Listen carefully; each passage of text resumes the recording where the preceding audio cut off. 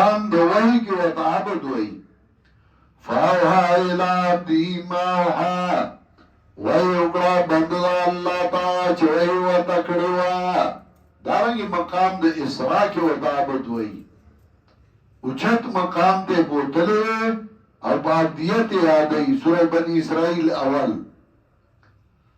سبحان الذي اسرا بعبده لیلا، پاک دی هغه ذات چې بوی ته خپل بنده لره د شپې. عبده خپل بنده لره من المسجد الحرام الى المسجد الاقصى، د مسجد حرام نه مسجد اقصا ته. وی پیغمبر نور دی که بشر؟ وی الله ورته نور ویلی که بشر؟ الله ورته عبد وی.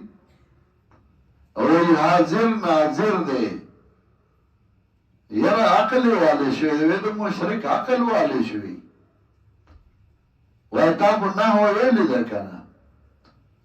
نو تا نه تپوس کومه نحوه کې یا نور من راجی د پاره د ابتدا د غایې، الا راجی د پاره د انتها د غایې. لکه ذهب زید من پېښور الى کراچۍ، الى کراچي.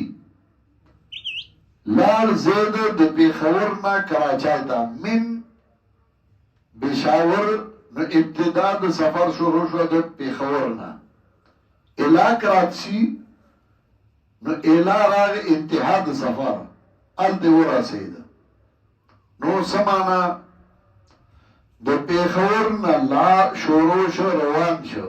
نو پېښور کې وو کراچۍ کې نو. الى کراچی کراچۍ ته ورسید نو پېښور کې بیا نو. ځکه من د ابتدا د غایې دپاره اله د انتها د غایې دپاره راځي. نو چې پېښور کې نو کراچۍ کې نو، چې کراچۍ ته ورسېد نو پېښور کې نو. نو دلته څه وایي؟ سبحان الذي اسرا بعبده لیلا من المسجد الحرام الى المسجد الاقصى، د مسجد حرام نه مسجد اقصا ته. نو سمطلب مسجد حرام کی وو، مسجد اقصا کی نو. مسجد اقصا تا ورسید نو مسجد حرام کی نو. نو تو کوئی هر جگہ موجود. نو بیا خود د معراج د شپې نه انکار کی. ځکه چې تو هر جگہ موجود، بیا خو معراج په کې کوم ځای نه راغی. ځکه من او اله مطلب راته وایو دا عقل والی شوی دی. نو